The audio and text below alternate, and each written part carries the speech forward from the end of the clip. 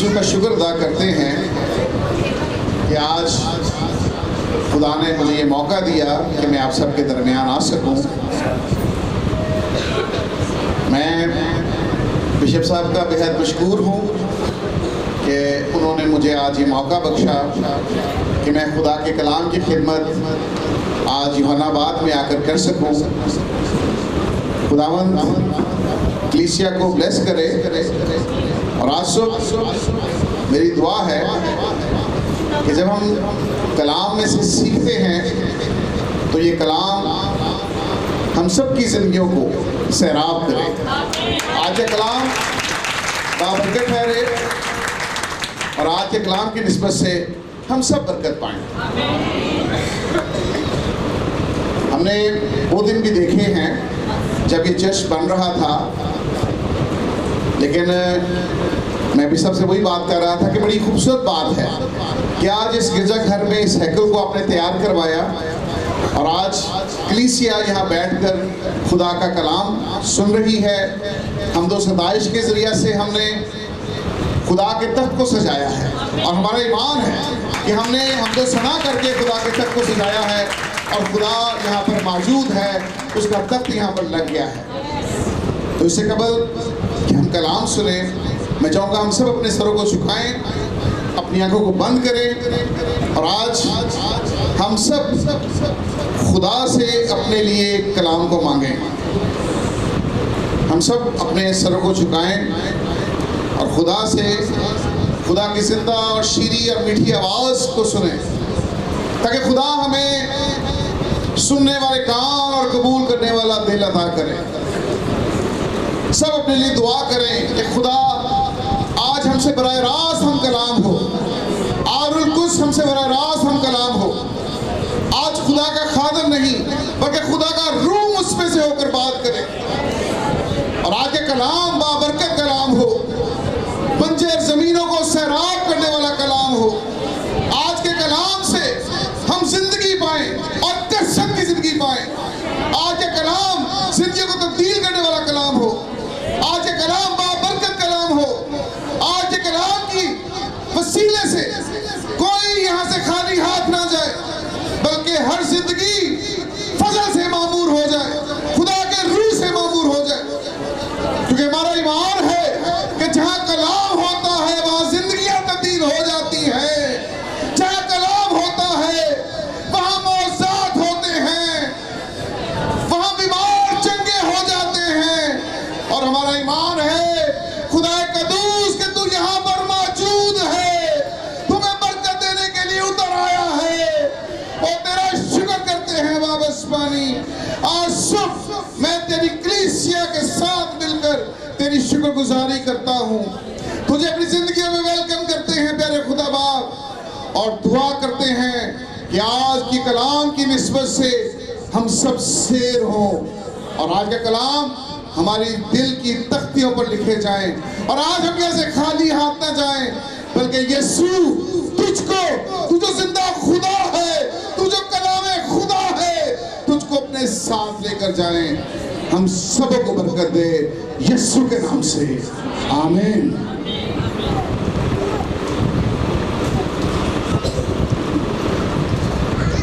इससे कबल कि हम खुदावन के कलाम की तरफ आएं, मैं अपनी गवाही शेयर करना चाहता हूँ। और मैं जहाँ जहाँ भी खुदा मुझे अपनी मुरादी के लिए इस्तेमाल करता है, मैं ज़रूर है कि जो वादा मैंने खुदा से किया है, जब मैं मुसीबत में था, मुश्किल में था, दुख परेशानी में था, तो मैंने खुदा से वादा किया था कि अगर तू मुझे इस परेशानी से, मुसीबत से, करब से निकालेगा तो मैं तेरी गवाही शेयर करूँगा। मैं इस गवाही को अपने अंदर नहीं लेके रखूँगा, बल्कि दूसरों के ईमान की तक़वियत के लिए मैं इस गवाही को शेयर करूँगा। और आप सबको पता है, बहुत से लोग जानते हैं कि मैंने एक करब में ज़िंदगी गुजारी। कुछ वक्त ऐसा आया जो मुश्किलात से भरा था, जिसमें मैंने बहुत सी मुश्किलात देखी, मुसीबत उठाई, कैद में रहा।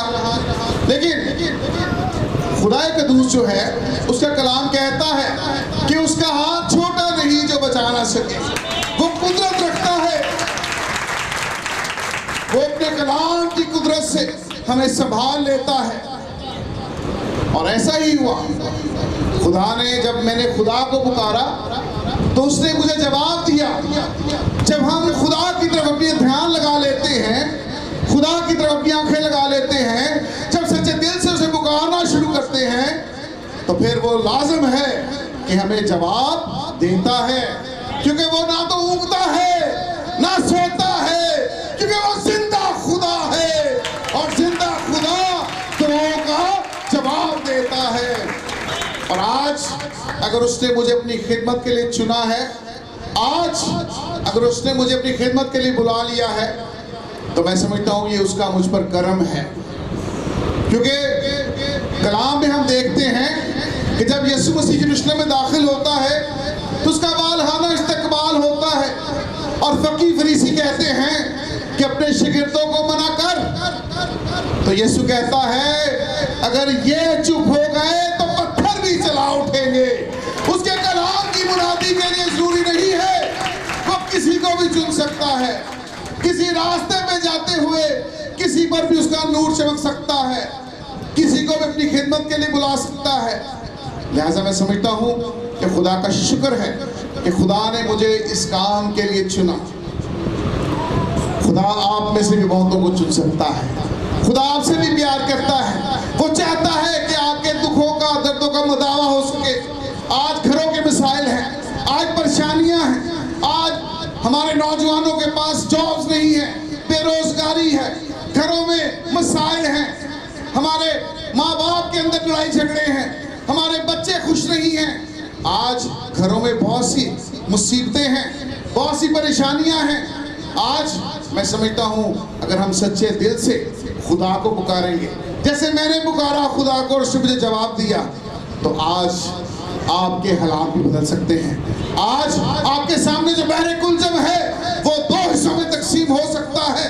آج وہ پہاڑ جو آپ کو نظر آتا ہے, مشکلات کا پہاڑ, کرب کا بحر پہاڑ, مصیبتوں کا پہاڑ, وہ ریزہ ریزہ ہو سکتا ہے, میدان ہو سکتا ہے. فقط ہمیں یسوع کو اپنا دل دینے کی ضرورت ہے, اور سچے دل سے جب اسے پکار لیتے ہیں تو پھر ہمارے تمام راستے جو ہیں وہ کلیئر ہو جاتے ہیں. ہمیں اپنی منزل نظر آنا شروع ہو جاتی ہے, کیونکہ راستوں پر سبھی چلتے ہیں, منزل شاید نظر نہیں آتی. اور میری اور آپ کی منزل ایک ہی ہے, اور اس کا نام یسوع مسیح ہے.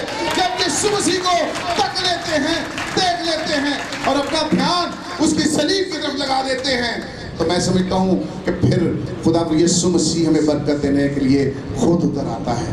جیسے ہمارا ایمان ہے کہ وہ یہاں پر موجود ہے, اور آج اس کلام کی نسبت سے ہم سب برکت پائیں گے. ہاللیلویا. تو آئیے ہم پہلی تلاوت کریں گے, اور اس کی تعظیم میں سب اپنے پیروں پہ کھڑے ہوں گے. ہم خداوند کے کلام میں سے پہلی تلاوت کریں گے, اور اس کے تعظیم میں سب کھڑے ہوں گے. میرے ساتھ نکالیے مکاشفہ کی کتاب, اس کا 4 باب.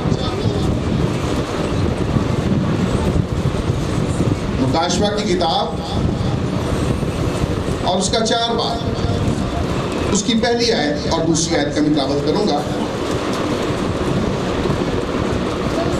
نکالیے سب نے مکاشفہ 4 باب اس کی پہلی آیت سے.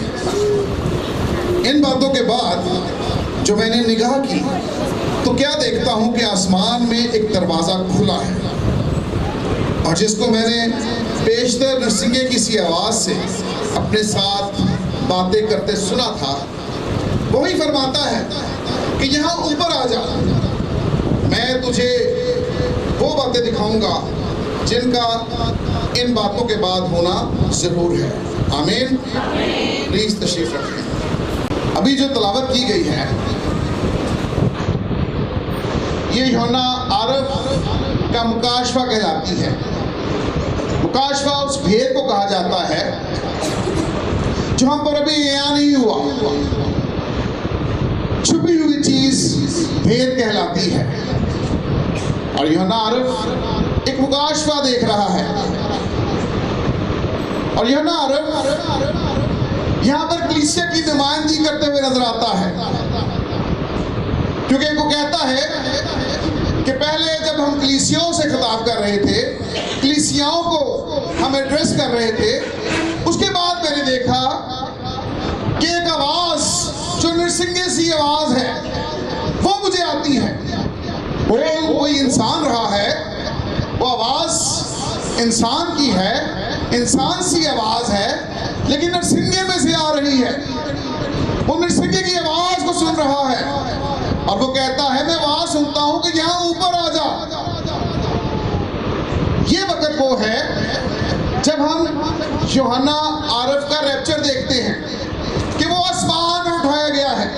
وہ اپنے آپ کو دیکھ رہا ہے کہ میں آسمان پر اٹھایا جا رہا ہوں، اور پھر وہ دیکھتا ہے کہ وہاں پر تخت پر بیٹھا ایک شخص ہے. وہ کسی اور شخص کو نہیں دیکھتا، وہاں 2 3 4 تخت نہیں دیکھتا، بلکہ ایک ہی تخت دیکھتا ہے اور اس پر ایک ہی شخص کو دیکھتا ہے. کیونکہ ہمارا ایمان ہے کہ جو ہمارا خدا ہے وہ اپنا تخت آسمان پر لگائے بیٹھا ہے اور اس کا کوئی ثانی نہیں ہے.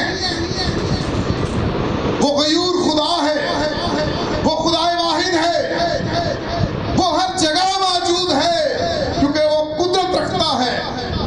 وہ خداوندوں کا خدا ہے اور وہ دیکھتا ہے کہ اس تخت پر خدا بیٹھا ہے. وہ یسوع المسیح کو وہاں پر دیکھتا ہے. اور آگے ہم دیکھتے ہیں 5واں باب میرے ساتھ دیکھیں.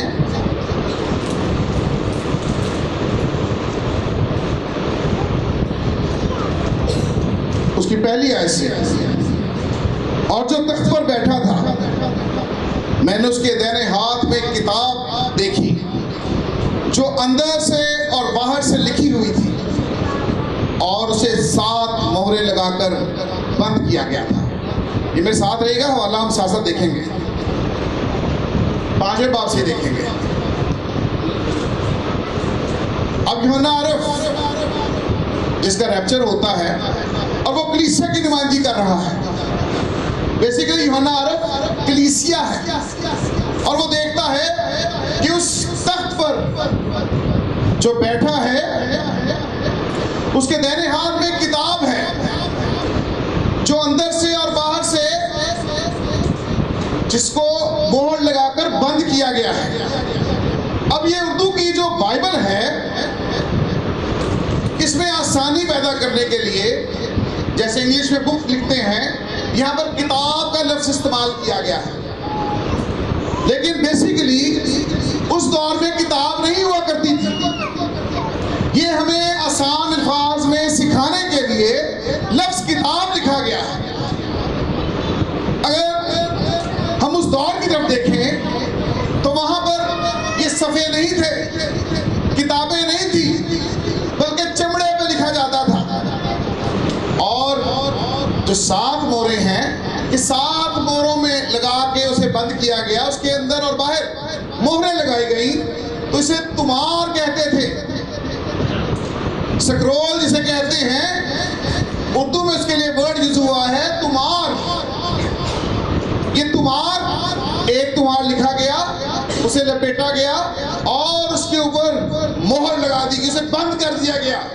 اس کے اوپر دوسرا تمار لگایا گیا اور اسے دوسری مہر سے بند کیا گیا، پھر تیسرا، پھر چوتھا، ایسے 7 تمار 7 جگہ پہ لکھا ہے، 7 مہروں سے بند کیا گیا. ہر مہر کھولنے کی بات، یہ مکاشفہ 6 باب میں جب ہم جائیں گے تو مہریں کھولنے کی بات آتی ہے، لیکن یہاں پر ہم دیکھتے ہیں کہ 7 مہروں کی بات ہے. لکھا ہے کہ وہ کتاب دیکھی جو اندر سے اور باہر سے لکھی ہوئی تھی اور اسے 7 مہریں لگا کر بند کیا گیا تھا. 7 مہریں لگا کر بند کیا گیا تھا. اور یہ کتاب جسے 7 مہریں لگا کر بند کیا گیا ہے، اسے کون کھولے گا؟ کون کھولے گا؟ وہی جو غالب آئے گا، وہی جو غالب آئے گا. اور غالب کون آیا یہ ہم آگے دیکھیں گے، کیونکہ خدا کے کلام میں لکھا ہے یہ مہریں اگر خدا نے لگائی ہیں تو کلام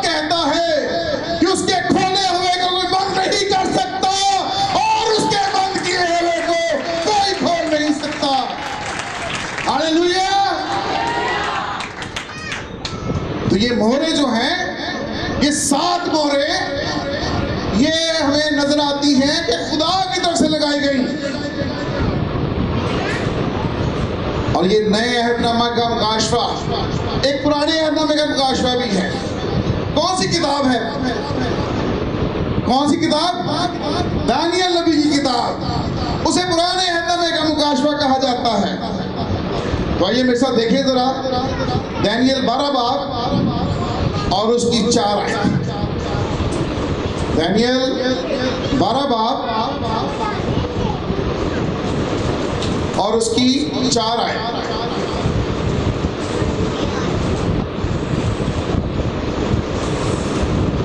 یہاں پر لکھا ہے لیکن تو اے دانیل ان باتوں کو بند کر رکھ اور کتاب پر آخری زمانہ تک مہر لگا دے.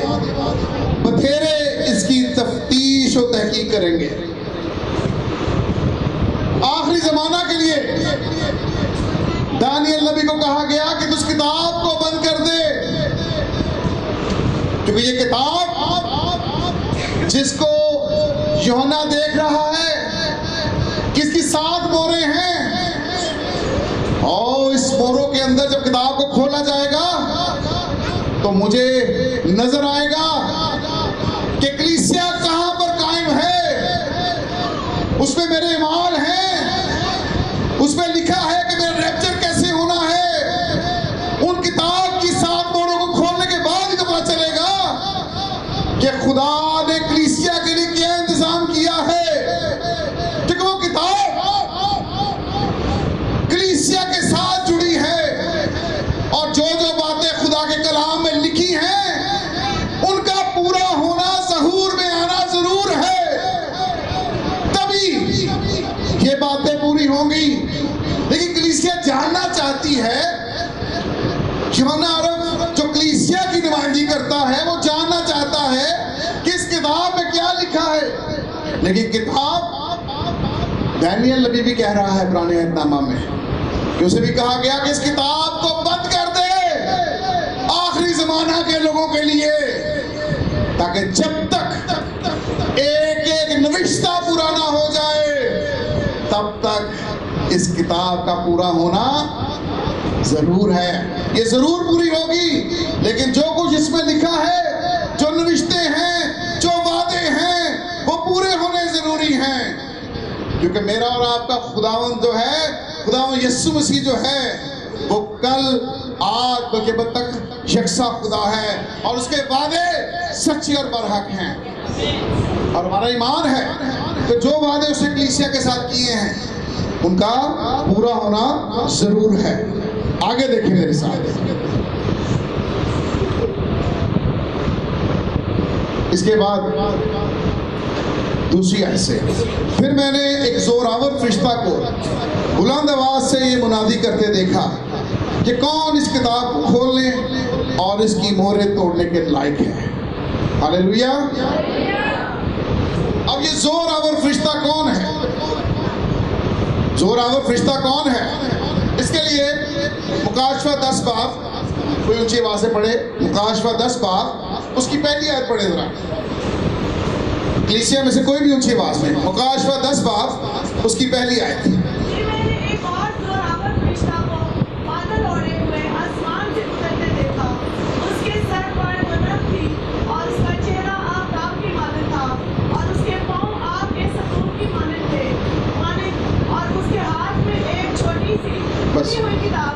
آمین آمین آمین. اور اس کے ہاتھ میں ایک چھوٹی سی کھلی ہوئی کتاب تھی. وہ فرشتہ، زوراور فرشتہ جس کا ذکر یہاں پہ بھی ہے، 5ویں باب میں بھی ہم دیکھتے ہیں، وہ کہتے ہیں میں زوراور فرشتہ کو دیکھتا ہوں. اور 10ویں باب میں بھی وہ کہتا ہے کہ پھر میں نے ایک زوراور فرشتہ کو بادل اوڑھے ہوئے آسمان سے اترتے ہوئے دیکھا.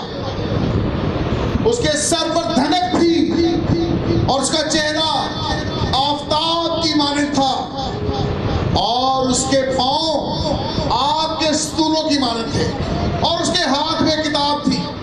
یہ زوراور فرشتہ کوئی اور نہیں، میرا اور آپ کا پیارا محبوب خداوند یسوع مسیح ہے.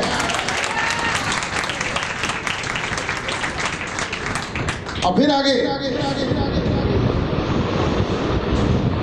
لکھا ہے 30ویں آیت سے، اور کوئی شخص آسمان پر یا زمین پر یا زمین کے نیچے اس کتاب کو کھولنے یا اس پر نظر کرنے کے قابل نہ نکلا، اور میں اس بات پر زار زار رونے لگا کہ کوئی اس کتاب کو کھولنے یا اس پر نظر کرنے کے لائق نہ نکلا۔ ہاللیلویہ۔ اب دیکھیں کہ یوحنا عارف جو ہے، جو کلیسیا کی نمائندگی کر رہا ہے، وہ کہتا ہے کہ میں زور زور سے زار زار سے رویا کہ مجھے پتا چل جائے کہ اس کتاب میں کیا لکھا ہے، کیونکہ کوئی بھی مجھے نہیں ملا جو اس کتاب کو کھول سکے، جو ان مہروں کو اوپن کر سکے۔ تو وہ جو کلیسیا کی نمائندگی کرتا ہے وہ کہتا ہے میں زار زار رونے لگا۔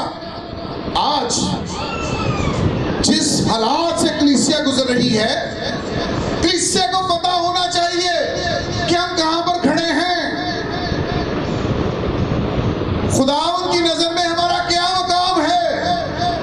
اس کے لیے کلیسیا کو زار زار رونے کی ضرورت ہے، خدا کے آگے گڑگڑانے کی ضرورت ہے، دعا میں بیٹھنے کی ضرورت ہے، خدا سے دل لگانے کی ضرورت ہے، کیونکہ جب تک ہم اپنا دھیان خدا کی طرف نہیں لگائیں گے، ہمیں پتہ نہیں چلے گا کہ ہماری زندگی میں خدا نے کیا مقصد رکھا ہے۔ اور آپ دیکھ رہے ہیں کہ یہاں پر یوحنا عارف جو ہے وہ کہتا ہے کہ میں زار زار رونے لگا، کیونکہ وہاں پر کوئی مجھے اور نظر نہیں آ رہا۔ جب کوئی راستہ ختم ہو جاتا ہے، کچھ نظر نہیں آتا، سامنے بحر کلثم آ جاتا ہے، سامنے دیوار آ جاتی ہے، سامنے کوئی چیز ہمیں نظر نہیں آتی، جب کچھ نظر نہیں آتا تو صرف ایک ہی ہستی نظر آتی ہے، اور اس کا نام یسوع مسیح ہے۔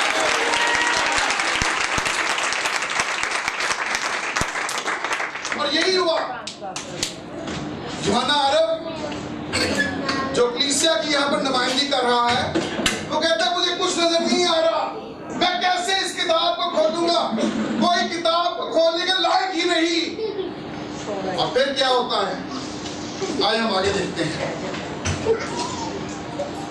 اگلی آیت دیکھیں ذرا میرے ساتھ۔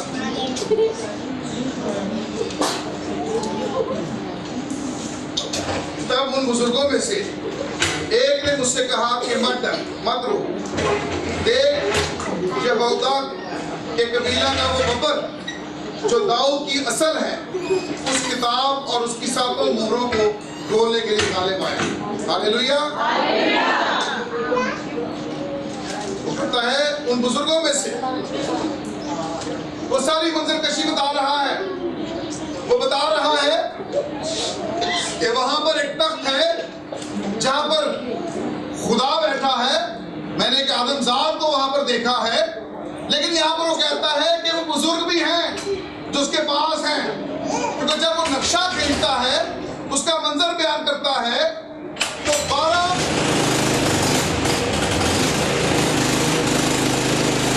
رسول جو ہیں، جو نئے دونوں کے رسول ہیں، ان کے تخت وہاں پر موجود ہیں۔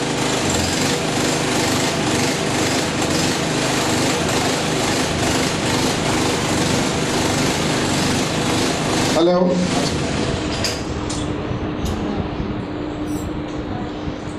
چلے رہنے دے سے ویسے ہم بات کر لیں۔ تو جب منظر کشی کرتا ہے تو 24 بزرگ وہاں پر موجود ہیں، 12 نئے عہد نامے کے رسول ہیں جن کی مجلس ہے وہاں پہ، اور 12 قبیلوں کے سردار۔ تو یہ 24 بزرگ جو ہیں، یہ کہا جاتا ہے کہ خدا کے تخت کے چوگرد ہر وقت بیٹھے رہتے ہیں، اور فرشتوں کے ساتھ مل کر اور چاروں جانداروں کے ساتھ مل کر یہ خدا کی تمجید کرتے ہیں۔ تو جب سپریم کونسل بیٹھی ہوئی ہے، جب وہاں کی پوری مجلس بیٹھی ہوئی ہے، تو ان بزرگوں میں سے ایک نے کہا، ایک بزرگ کیا کہتا ہے ان میں سے، ایک بزرگ میں سے کہتا ہے کہ مت رو، دیکھ یہودا کا وہ ببر جو داؤد کی اصل ہے، اس کتاب کی ساتوں مہروں کو کھولنے کے لیے غالب آیا۔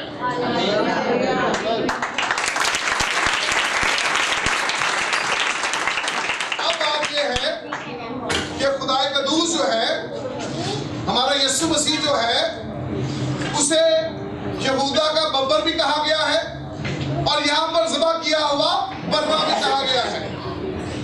وہ یہودا کا ببر بھی ہے اور ببر جو ہے وہ بادشاہ کی علامت ہے. ببر جو ہے وہ طاقت کا سمبل ہے. اسی لیے کیونکہ وہ یہودیوں میں جب ہے تو یہودیوں کے لیے وہ یہودا کا ببر ہے, لیکن غیر قوموں کے لیے, ہم لوگوں کے لیے وہ ببر نہیں ہے بلکہ وہ برا ہے. وہ ذبح کیا ہوا برا ہے جس نے میرے لیے اور آپ کے لیے اپنا لہو بہایا, قربان ہو گیا.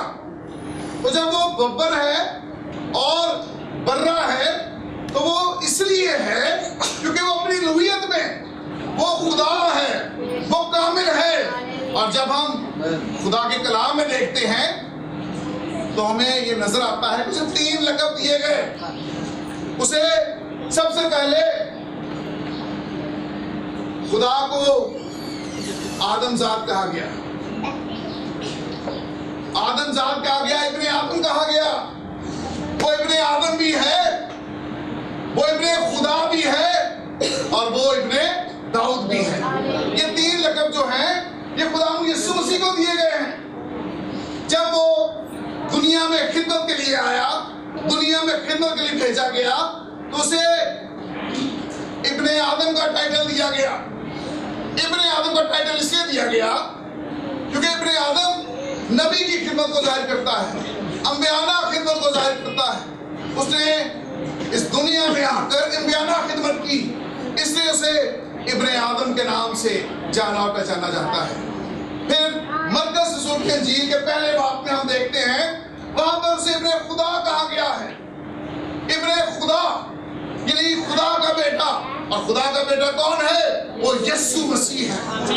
اور اس نے کہا ہے کہ جو کچھ تم میرے نام سے مانگو گے وہ خدا تم کو دے گا. یسوع نام میں قدرت ہے, یسوع نام میں قوت ہے, یسوع نام میں زندگی ہے. اور وہ ابن خدا اس لیے ہے کیونکہ خدا میں سے نکلا ہوا کلمہ ہے. اور یوحنا رسول کی انجیل اس کے پہلے باب میں لکھا ہے کہ ابتدا میں کلام تھا, کلام خدا کے ساتھ تھا اور کلام ہی خدا تھا. کلام میسر ہوا اور ہم نے اس کا اثر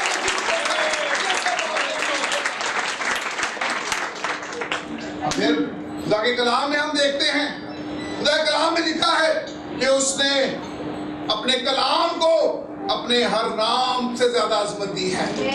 تو اس کا نام کیا ہے؟ اس کا نام خداوند یسوع مسیح ہے جو خود خدا ہے, جو مجسم ہے. اور ہم اس کا سجدہ دیکھا جیسا باپ کے ابن کے نام. اور پھر تیسرا اس کا جو ظہور ہے, اس کا ٹائٹل ہے وہ ابن داؤد کا ہے. اور یہ کیا ہوا جب ماں مریم پر روح القدس نازل ہوا, روح نے سایہ ڈالا تو فرشتہ نے کیا پیغام دیا کہ یہ اپنے باپ داؤد, اپنے باپ یعقوب کے گھرانے پر اب تک بادشاہی کرے گا اور خدا باپ اس کے باپ داؤد کا تخت اسے دے گا. تو جب وہ 1000 سال بادشاہی میں آئے گا تب وہ ابن داؤد کے روپ میں آئے گا. وہ جو 1000 سال بادشاہی ہے جس کے لیے اس نے آنا ہے, جب دوسری آمد ثانی ہونی ہے, اس کے بعد جب وہ دوبارہ اسرائیلیوں کے پاس جائے گا تب لکھا ہے کہ وہ داؤد کے تخت پر 1000 سال بادشاہی کرے گا. تو یہ اس کے منصوبے ہیں, اس کا پلان ہے. اس نے پہلے ابن آدم بن کر اس دنیا میں انبیانہ خدمت کی, اس کے بعد ابن خدا بن کر آج وہ ہمارے ساتھ ہے اور ہماری دعاؤں کو سنتا ہے, اس کا جواب دیتا ہے.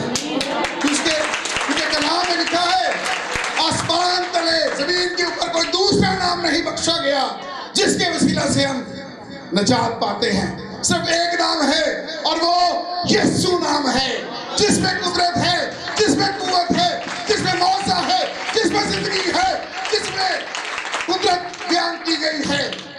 اور میں سمجھتا ہوں کہ یسوع نام کے وسیلہ سے ہی ہم زندگی پاتے ہیں. آمین. اور پھر جو بادشاہ ہوتا تھا اس کا نسب نامہ دیکھا جاتا تھا. بادشاہ سے نہیں بن جاتا تھا, دیکھا جاتا تھا کس قبیلے سے ہے, اس لیے کہا گیا کہ خدا میں یسوع مسیح جو ہے وہ داؤد کی اصل اور نسل سے ہے. نسل تو داؤد کے قبیلے سے چل رہی تھی، لیکن اصل کا مطلب ہے جڑ. کہاں پہ اس کی جڑ ہے؟ وہ داؤد کے تخت پر اسے پھر دوبارہ حکومت کرنی ہے. ایسے نہیں تھا. اس کا اعتراف تو پینتوس پلاطوس کو بھی کرنا پڑا. اس نے کہا کہ لکھ دو کہ یہ یہودیوں کا بادشاہ ہے. کیونکہ اس نے کہا کہ یہ کیوں لکھتا ہے؟ اس نے کہا جو لکھ دیا سب لکھ دیا. ہاللیلویا. تو وہ یہودیوں کا بادشاہ اس تخت پر بیٹھنے کے لیے آئے گا. اور آپ کو ایک بات بتانا چاہتا ہوں کہ آج کے حالات کے مطابق پاکستان 1947 میں آزاد ہوا تھا، لیکن اسرائیل 1948 میں آزاد ہوا. تب اسرائیل کے پاس یروشلم نہیں تھا، یہ ان سے چلا گیا تھا. دوبارہ 1967 میں انہوں نے دوبارہ یروشلم کا قبضہ حاصل کیا، اور پھر اس دوران تل ابیب ان کا کیپٹل دارالخلافہ بن چکا تھا. بہت عرصے کے بعد 2017 میں جب ٹرمپ کی حکومت آئی تھی، صدر ٹرمپ کی، انہوں نے دوبارہ یروشلم کو اسرائیل کا دارالخلافہ نامزد کر دیا کہ دوبارہ اسرائیل جو ہے وہ اپنا دارالخلافہ اپنائے گا یروشلم. اور یہ 2017 میں 3 سال پہلے ہوا. کیونکہ خدا کا کلام جو ہے، جو کچھ اس میں لکھا ہے، میرا ایمان ہے وہ سچ ہے اور برحق ہے. اس کا وقوع پذیر ہونا ضرور ہے. اور یہی بات جو صدیوں پہلے بیت چکی اور یہ کلام ہو چکا کہ خدا یسوع مسیح نے جب آنا ہے تو اس نے داؤد کے تخت پر بیٹھ کر اسرائیل پر حکومت کرنی ہے. یہی لکھا ہے، ایسے ہی لکھا ہے. اچھا میرے ساتھ رہیے گا. اب جب اس نے داؤد کے تخت پر بیٹھنا ہے تو ضرور ہے کہ جس مملکت کی طرف نگاہ کرے وہاں پہ جو کیپٹل ہوتا ہے، دارالخلافہ ہوتا ہے، وہ طاقت کا محور ہوتا ہے، طاقت کا مرکز ہوتا ہے. پاکستان کا دارالخلافہ اسلام آباد ہے. ہمارا وزیر اعظم، ہمارا پریزیڈنٹ اسلام آباد میں بیٹھتا ہے. بھارت انڈیا کا دارالخلافہ نیو دہلی ہے. وہاں پہ ان کی راجدھانی ہے، ان کا تخت ہے جہاں پر ان کا پرائم منسٹر اور پریزیڈنٹ بیٹھتا ہے. واشنگٹن ڈی سی میں امریکن پریزیڈنٹ بیٹھتا ہے کیونکہ واشنگٹن ڈی سی امریکہ کی راجدھانی ہے، امریکہ کا دارالخلافہ ہے. اس سے ضروری ہے کہ جب بادشاہ نے بیٹھنا ہے تو دارالخلافہ میں بیٹھے گا. لیکن یروشلم جو ان سے جا چکا تھا، دوبارہ یروشلم کو اسرائیل کا دارالخلافہ اسی لیے بنایا گیا کیونکہ یسوع کی آمد نزدیک ہے. وہ دوبارہ آنے والا ہے، وہ چل جائے گا اور داؤد کے تخت پر بیٹھ کر حکمرانی کرے گا. یہ ساری چیزیں جڑی ہوئی ہیں آپس میں، یہ ساری چیزیں کنیکٹڈ ہیں آپس میں. اور آگے ہم کیا دیکھتے ہیں؟ آئیے میرے ساتھ دیکھیں 6 آیت سے.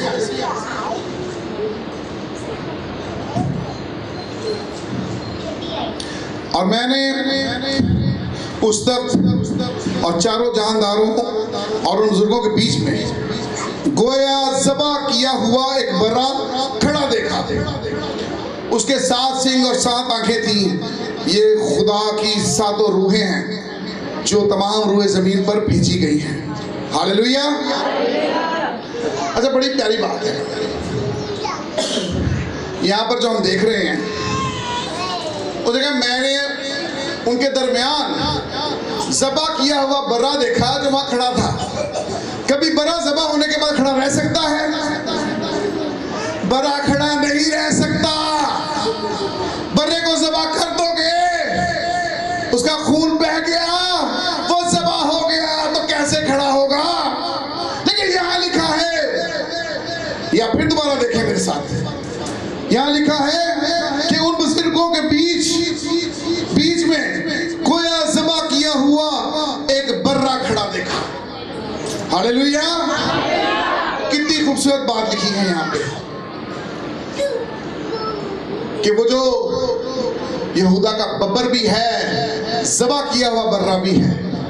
وہ ذبح تو ہوا ہے لیکن وہ کھڑا ہے, کیونکہ میرا اور آپ کا ایمان ہے کہ میرا اور آپ کا یسوع زندہ ہے اور اگلا موت تک زندہ رہے گا.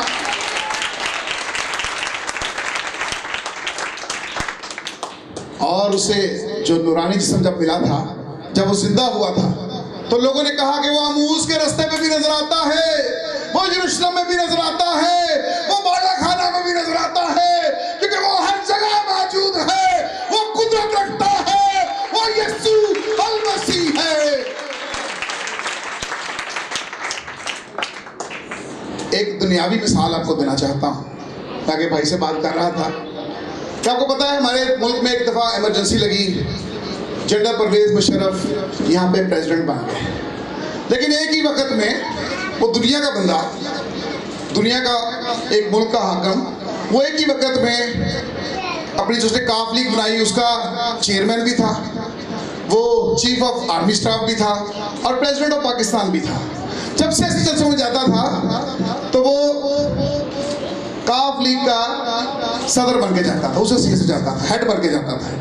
جب وہ GHQ سے باہر نکلتا رہے وہاں پہ خطاب کرتا تھا تو بطور چیف آف آرمی سٹاف کرتا تھا, لیکن جب وہ پریزیڈنٹ ہاؤس میں بیٹھتا تھا تو بطور پریزیڈنٹ آف پاکستان وہ ملک کی خدمت کرتا تھا. اب بات یہ ہے کہ جب انسان ہوتے ہوئے یہ تین ٹائٹل اس کے پاس تھے اور تینوں کو, لیکن جب آپ پوچھتے ہیں کہ یہ کون ہے تو وہ اپنا نام پریزیڈنٹ نہیں بتاتا تھا, وہ اپنا نام چیف آف آرمی سٹاف نہیں بتاتا تھا, وہ کہتا تھا میرا نام پرویز مشرف ہے.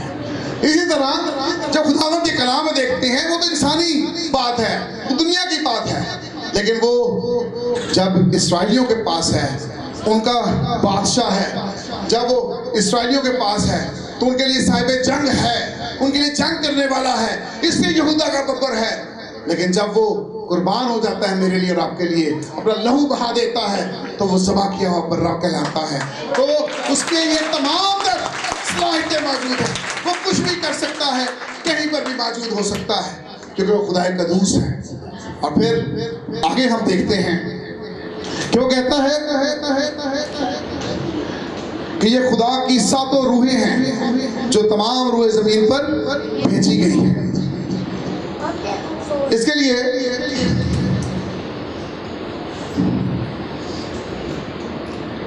آپ میرے ساتھ خداوند کے کلام میں سے دیکھیں, یسایہ 11 باب,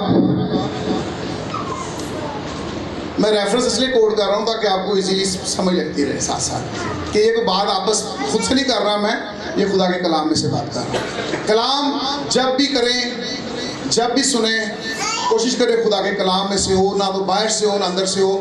آج کل لوگ کلام کی تفسیر تشریح اپنے الفاظ میں کر کے, تو میں سمجھتا ہوں کہ لوگوں کو ورگلا رہے ہیں, اور صحیح تعلیم جو خدا کی تعلیم ہے وہ خدا کے لوگوں کے کانوں تک نہیں پہنچ پاتی.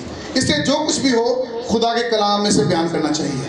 اگر میں ثابت نہیں کر سکتا تو مجھے خدا کے کلام میں سے بیان نہیں کرنا چاہیے. خدا کے کلام میں سے کریں, اس کی تشریح, اس آز کی ادائیگی کرتے وقت اس بات کا خیال رکھیں کہ جو ہم بیان کر رہے ہیں وہ خدا کے کلام میں سے کر رہے ہیں. تو آئیے میرے ساتھ دیکھیں یسایہ 11 باب اس کی پہلی اور دوسری آیت. یہاں لکھا ہے, اب ہم دیکھیں گے کہ یہ 7 روحیں کیا ہیں. 7 مہریں تو آپ کو بتائی ہیں, یہ 7 مہریں ہیں جو خدا نے بند کر دی ہیں. اس کتاب کو 7 تہوں میں رکھا گیا ہے, اور ہم یہاں پر دیکھتے ہیں کہ تمہار جو ہے, جو وہ چمڑے کا اور ورق ہے, یا جو وہ بک نام دیا گیا ہے, اس کی پہلی سیل لگتی ہے, اس کا دوسرا ٹرائی جاتا ہے تمہار, دوسری سیل لگتی ہے, تیسری لگتی ہے. اس طرح 7 سیلیں, 7 مہریں ثبت کی گئی ہیں. اب آگے ہم دیکھتے ہیں کہ 7 روحوں کا ذکر ہے. یہ 7 روحیں کون سی ہیں جو بھیجی گئی ہیں؟ تو یہ یسایہ 11 باب پہلی اور دوسری آیت, اور یسی کے تنے سے ایک کونپل نکلے گی اور اس کی جڑوں سے ایک باراور شاخ پیدا ہوگی. اور پہلی اور خداوند کی روح اس پر ٹھہرے گی، پہلی روح کی حکمت اور خرد کی روح 3 ہو گئی، مصلحت اور قدرت کی روح 5 ہو گئی، معرفت اور خداوند کے خوف کی روح 7 ہو گئی۔ یہ 7 روحیں ہیں جن کے بارے میں کہا گیا ہے کہ اس پر ٹھہرے گی، کلیسیا میں بھیجی گئی ہیں۔ ان 7 روحوں کا ذکر یسایہ نبی کی کتاب میں کیا گیا ہے، اس کے 11 باب کی پہلی اور دوسری آیت میں۔ جب ہم مکاشفہ کو پڑھتے ہیں تو اس کو جاننے اور سمجھنے کے لیے ضروری ہے کہ وہ حوالے بھی ساتھ پڑھے جائیں جن کا اس کے ساتھ کنیکشن ہے۔ اور پھر آگے کیا لکھا ہے؟ اس نے آ کر تخت پر بیٹھے ہوئے کے دائیں ہاتھ سے اس کتاب کو لے لیا۔ جب اس نے کتاب لے لی تو وہ چاروں جاندار اور 24 بزرگ اس برہ کے سامنے گر پڑے، اور ہر ایک کے ہاتھ میں بربط اور عود سے بھرے ہوئے سونے کے پیالے تھے۔ یہ مقدسوں کی دعا ہے۔ ہاللیلویا۔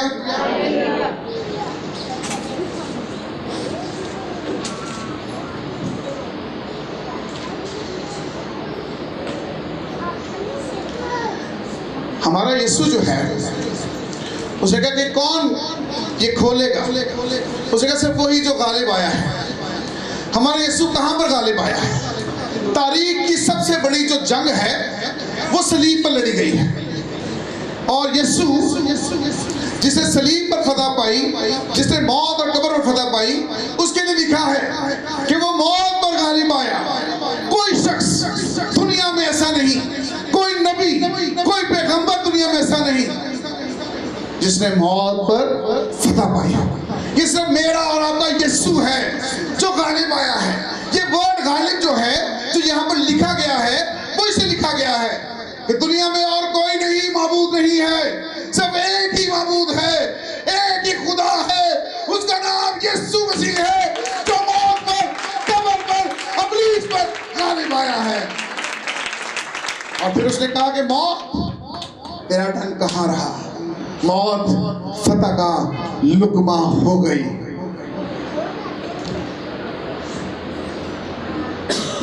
اب بات یہ ہے کہ برہ ہی کیوں ہمارے لیے قربان کیا گیا؟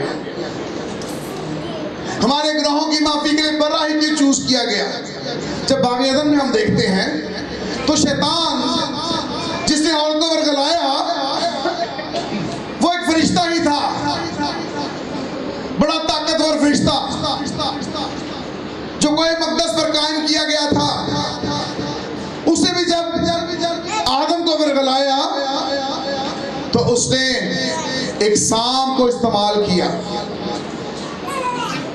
جدائی کی بنیاد جب ڈالی گئی تو وہاں پر سام کا استعمال نظر آتا ہے۔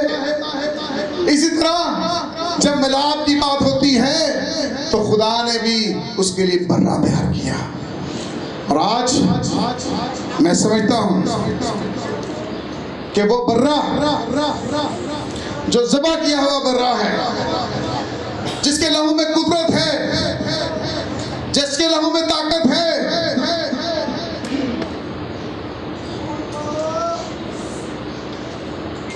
وہ آج میرے اور آپ کے گناہوں کو دھونے کے لیے موجود ہے۔ یوحنا عارف یہاں پر بار بار چاہ رہا ہے کہ وہ کتاب کھولی جائے، وہ کتاب دیکھی جائے، اس کتاب میں کیا لکھا ہے۔ لیکن وہ کتاب تو آخری زمانہ کے لیے لکھی گئی ہے، وہ کتاب تو اس سے لکھی گئی ہے کہ جب سب کچھ فنا ہو جائے گا اس وقت یہ کتاب کھولی جائے گی۔ لیکن کلیسیا کو بلا کے دکھایا جا رہا ہے۔ یوحنا عارف جو کلیسیا کی نمائندگی کر رہا ہے، وہ کہتا ہے کہ وہ کتاب جب نہیں کوئی کھول پا رہا تو میں زار زار رو رہا ہوں۔ اب اس کتاب میں ایسا ہے کیا، یہ ہم دیکھتے ہیں۔ یہ آخر میں ہم ایک اور حوالہ دیکھیں گے، میرے ساتھ دیکھیے ذرا عبرانیوں 9 باب اس کی 16ویں اور 17ویں آیت۔ کیونکہ اگر ہم آخری زمانہ میں سے گزر رہے ہیں تو پھر اس کتاب کا کھلنا ضرور ہے، یہ ضرور کھلنی چاہیے، کیونکہ سب کہتے ہیں، ہم کلام سنتے ہیں کہ یہ آفتیں آ رہی آ رہے ہیں، بھولچال آ رہے ہیں، موت سڑکوں پر منڈلا رہی ہے، کورونا کی صورت میں لوگ مر رہے ہیں، اور کیا ہے؟ یہ علامات ہی ہے نا، نشانیاں ہی ہیں نا۔ تو پھر ہم آخری دور کے آخری حصے سے گزر رہے ہیں۔ پھر کلیسیا چاہتی ہے کہ اگر ہم آخری زمانہ سے گزر رہے ہیں تو پھر یہ کتاب کھلنی چاہیے۔ اس کتاب میں کیا ہے؟ کیوں یہ کتاب نہیں کھلی؟ تو اس کے لیے میرے ساتھ دیکھیے عبرانیوں 9 باب،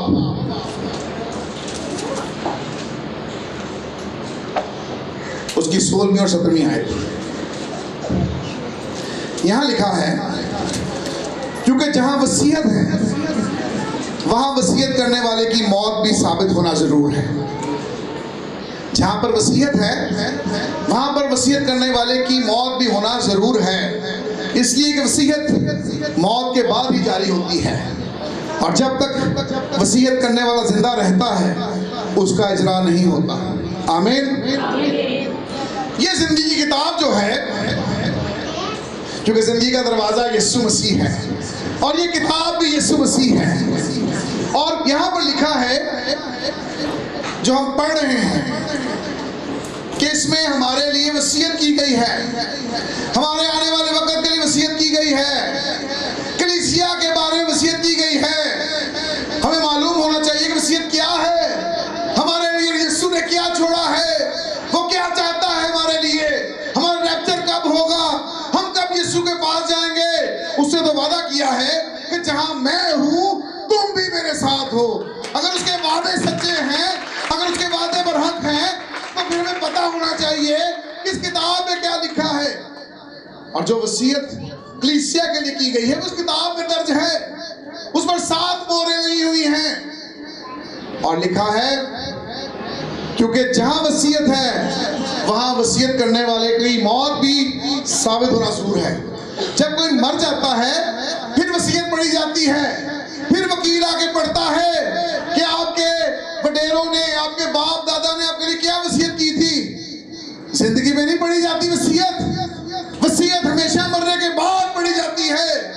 وصیت کو وکیل آ کے تب کھولتا ہے، اس سیل کو تب کھولتا ہے، اوپن کرتا ہے جب وہ مر جائے وصیت کرنے والا، اور اس میں لکھا ہے اس لیے کہ وصیت موت کے بعد ہی جاری ہوتی ہے، اور جب تک وصیت کرنے والا زندہ رہتا ہے اس کا اجرا ہی نہیں ہوتا۔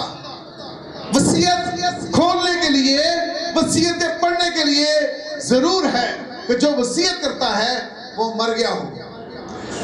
لیکن یہاں پر جس کتاب میں میری اور آپ کی زندگی کی باتیں ہیں، کلیسیا کی رہبری اور رہنمائی کی باتیں ہیں، ہمارے مستقبل کی باتیں ہیں، ہمیں خدا کے ساتھ ملاپ کی باتیں ہیں، ہماری زندگی سے جڑی ہوئی تمام تر برکتوں کی باتیں ہیں، اور سب سے بڑھ کر ہمارے ریپچر کی باتیں ہیں کہ ہم نے کب یسوع مسیح نے آنا ہے اور ہم نے اڑ کر استقبال کرنا ہے، کب ہم نے اس کے ساتھ اس کی ضیافت میں شامل ہونا ہے، یہ سب باتیں لکھی ہیں۔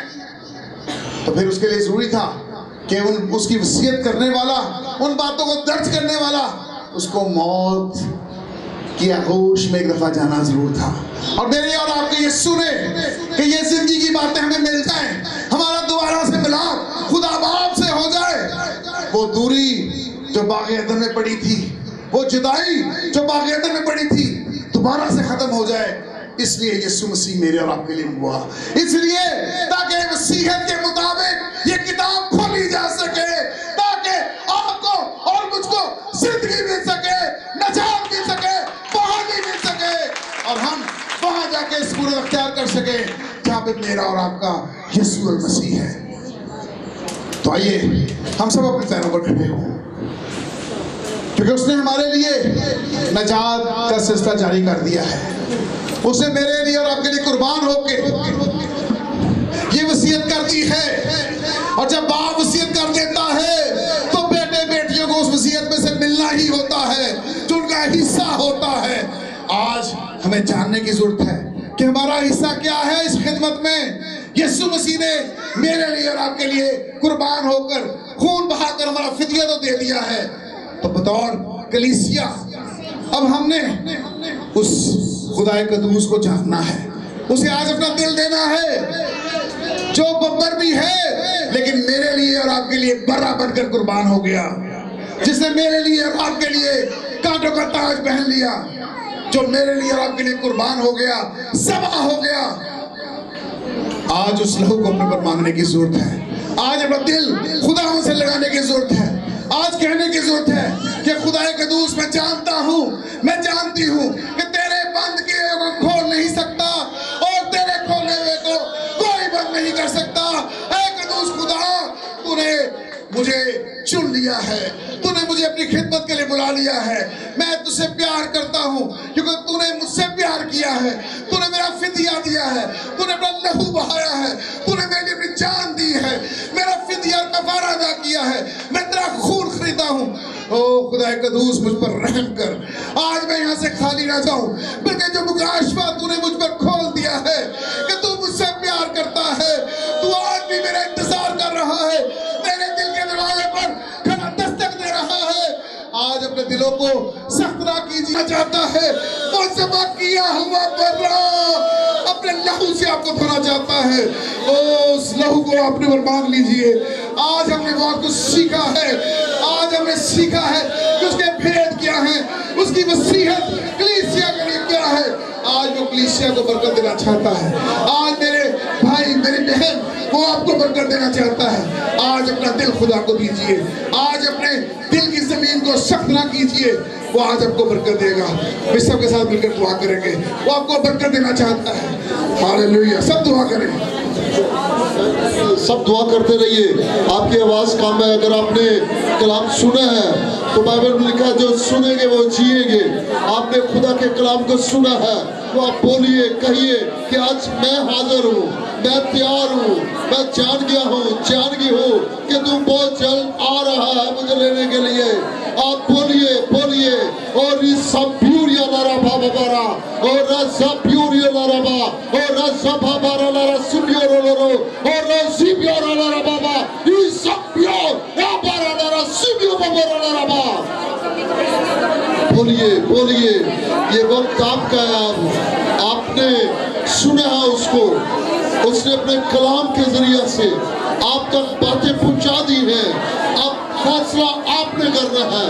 بولنا شروع کریں، بولنا شروع کریں، بولنا شروع کریے، میں تیری بیٹی ہوں، میں تیرا بیٹا ہوں، میں جان گیا ہوں، میں جان گئی ہوں، تو میرے لیے قربان ہو گیا۔ اب میرے لیے سارے منصوبے تو نے کیے، میرے لیے سب کچھ کیا تاکہ میں ہمیشہ تیرے ساتھ رہوں۔ سب پیوریا لارا پارا سی میرے میرا بارا، اور صبح بورو لور پی بھی میرے۔ بول سکتے ہیں یہ وقت آپ کا ہے، یہ وقت آپ کا ہے۔ یہ آپ کے لفظ جو ہے، آپ کے جو لب ہیں وہ آپ کو اس کا اثر دیں گے۔ لکھا ہے تو اپنا منہ خوب کھول تو میں اسے بھر دوں گا۔ آپ اپنے لبوں کو کھول سکتے ہیں، کہہ سکتے ہیں تیرے کھولے ہوئے کو کوئی بند نہیں کر سکتا، تیرے بند کیے ہوئے کوئی کھول نہیں سکتا۔ میرے لیے وہ دروازے آج کھل گئے ہیں، میں نے تیرے کلام سے سنا ہے، تو نے میرے دروازوں کو کھول دیا ہے، تو نے میرے بندروں کو توڑ دیا ہے، تو نے میرے جوا کو توڑ دیا ہے، تو نے اپنا ہلکا اور ملام جوا مجھے دے دیا ہے۔ یہ فیصلہ آپ پر ہے، بولتے جائیے، بولتے جائیے۔ Hallelujah, thank you Jesus, thank you Lord, تیرا شکر کرتے ہیں، تیرے خادم کے لیے تیری شکرگزاری کرتے ہیں، تیرے ممسوح کے لیے خدا، جس کو تو نے خدا خدمت کے لیے چن لیا خدا، اور خدا وہ